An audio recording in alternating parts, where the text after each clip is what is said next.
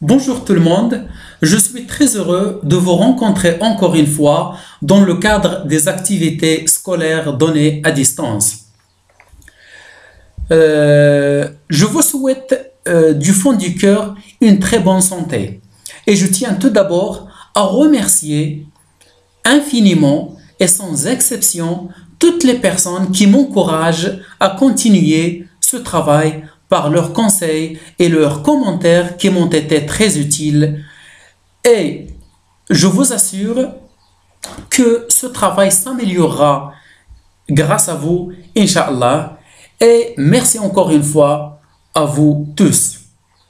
Dans cette présente vidéo, je vous présenterai le troisième exemple de l'examen normalisé régional. Notre objectif est toujours le même, bien se préparer à l'examen normalisé régional. Et nous allons commencer par la lecture du support.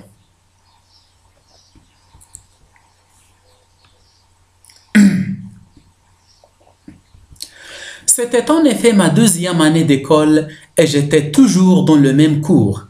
Cette révélation inattendue me surprit beaucoup.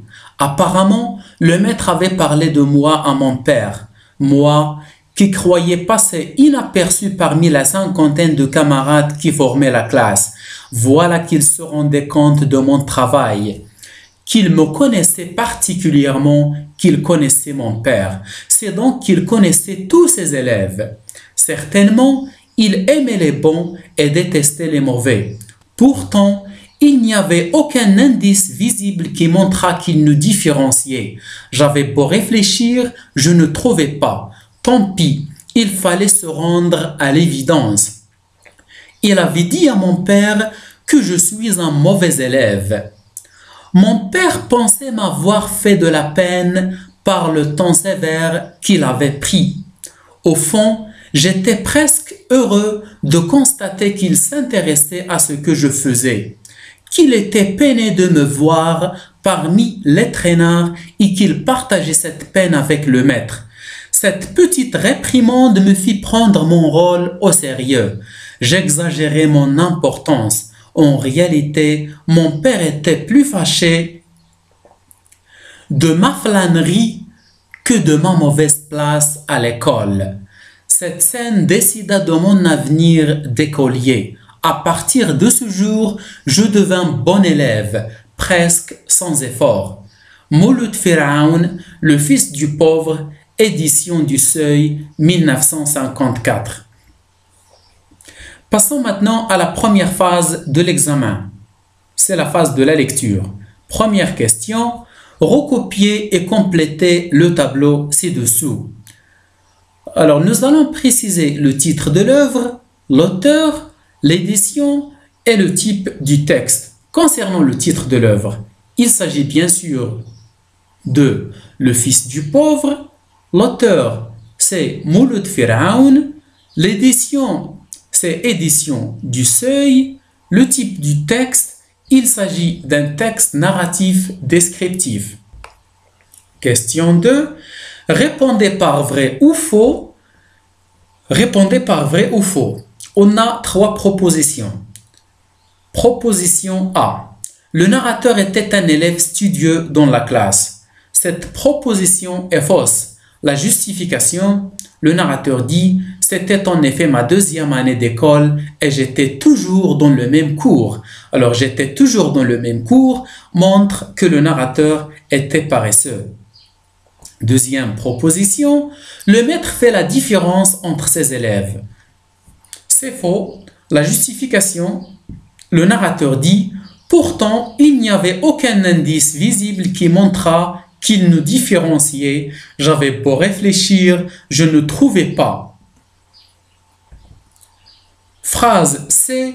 Le père sait bien que son fils ne travaille pas bien à l'école. C'est vrai. Justification. Le narrateur dit « Il avait dit à mon père que je suis un mauvais élève. » On passe à la question 3. Qu'est-ce qui a poussé le narrateur à devenir un bon élève? Bien sûr, c'est la visite du père au directeur de l'école qui a poussé le narrateur à devenir un bon élève. Dans le texte, on a vu que le père était fâché à cause de la flânerie de son fils. Question 4.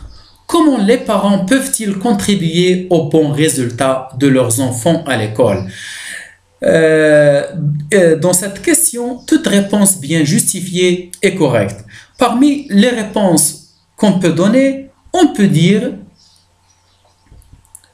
les parents doivent contrôler et suivre le travail de leurs enfants. On peut dire aussi les parents doivent visiter l'école pour s'informer sur la conduite de leurs enfants. Ou bien les parents doivent aider leurs enfants à la maison et ainsi de suite. Question, alors pas la question, donc maintenant on passe directement à la deuxième phase de langue et communication. Question numéro 1, relevez dans le texte une phrase dans laquelle la concession est exprimée. La réponse, j'avais beau réfléchir, je ne trouvais pas. Le moyen utilisé pour exprimer la concession dans cette phrase, c'est l'expression avoir beau plus infinitif. La deuxième partie de la question, relevez dans le texte 2 mots appartenant au champ lexical de l'école. Bien sûr, il y a beaucoup de mots. Je cite par exemple année, cours, maître, classe, élève, les bons, les mauvais, etc. Question numéro 2. Reliez entre les deux phrases de manière à exprimer la conséquence. Les deux phrases. Le père est très fâché, son fils est un élève paresseux. Il est très important d'identifier d'abord la phrase qui exprime la cause et celle qui exprime la conséquence. Les deux notions sont toujours liées. Alors, le père est très fâché, c'est la phrase qui exprime la conséquence. Son fils est un élève paresseux, c'est la cause. La réponse sera, son fils est un élève paresseux, c'est pourquoi le père est très fâché. On peut dire aussi, son fils est un élève si paresseux que le père est très fâché. Bien sûr, on peut utiliser d'autres moyens qui expriment la conséquence. Troisième question, remplacez ce qui est souligné par à cause de et faites les transformations nécessaires. La phrase la mère est mécontente parce que sa fille est paresseuse.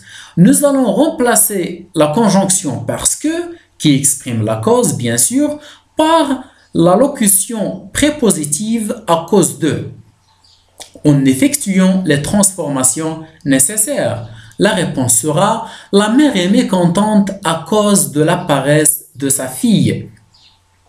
Comme vous voyez, après « à cause de », on doit utiliser un groupe nominal.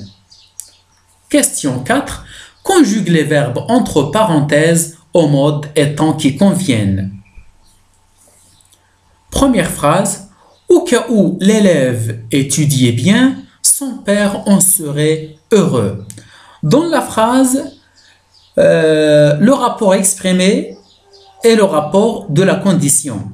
Le moyen utilisé, c'est au cas où. Et après au cas où, on conjugue le verbe au conditionnel. La réponse sera au cas où l'élève étudierait bien. Il faut toujours faire attention au sujet du verbe pour bien accorder le verbe. L'élève étudierait.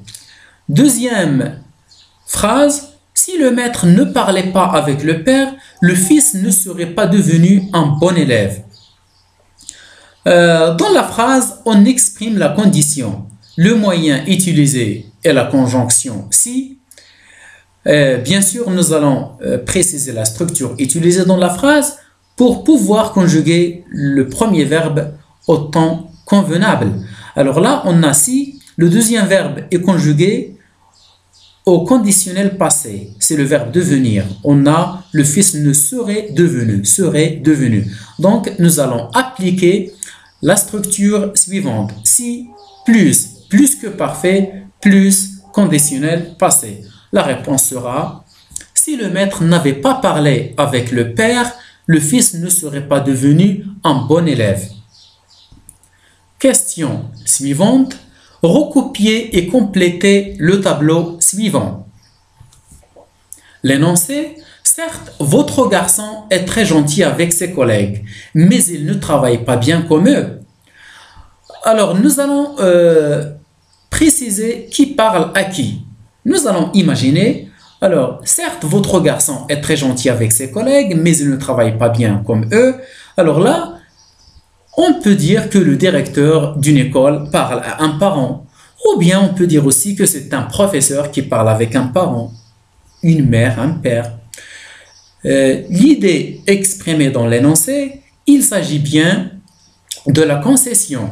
C'est une concession suivie d'une réfutation. Les moyens utilisés, on a certes, plus, mais. Troisième phase de l'examen, c'est la phase de l'écriture. Je lis le sujet. Un jour, votre père a rendu visite au directeur de votre collège pour se renseigner sur vos résultats. Racontez dans un texte d'une dizaine de lignes les circonstances de cette visite et les sentiments que vous avez éprouvés. Les critères d'évaluation: respect de la consigne, cohérence de la narration, organisation et progression du récit, plus la qualité de la langue, vocabulaire, syntaxe, orthographe, conjugaison et ponctuation.